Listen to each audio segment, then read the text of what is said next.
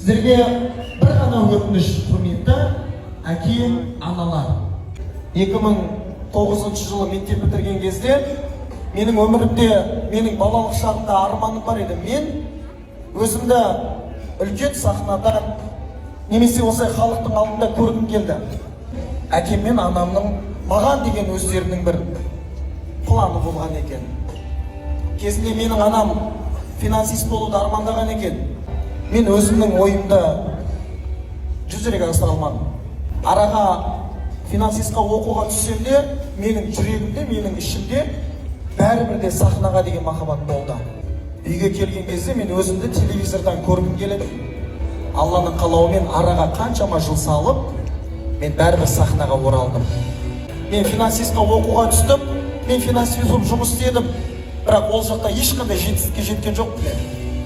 Себебі менің жүрегімде мен актер болғым келді, мен театрға түскім келді. Алланың қалауымен жалпы осы өнерге келдім. Қазір Аллаға шүкір, сол өнердің арқасында жетістікке жетіп жатырмын. Өзімнің үйім бар, өзімнің көлігім бар, өзімнің бала-шағам, отбасым, семьям бар. Осы өнердің арқасында. Жалпы ата-аналар, сіздерге бір ғана өтініш. Балаларыңызға өздерінің қалаған мамандығын таңдауға мүмкіндік берсеңіздер, өтініш. Балаларыңызға ешқандай шектеу қоймасаңыздар.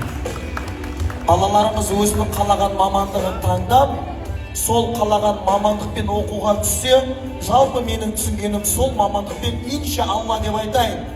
Балаларыңыз, қыздарыңыз сол мамандықпен жетістікке жетеді, сол мамандықта береке болады. Сол кезде сіздердің үміттеріңіз ақталады, құрметті ата-аналар. Сіздерден үлкен өтініш. Балаларыңызға мүмкіндік беріңіздер. Кеш құтты болсын.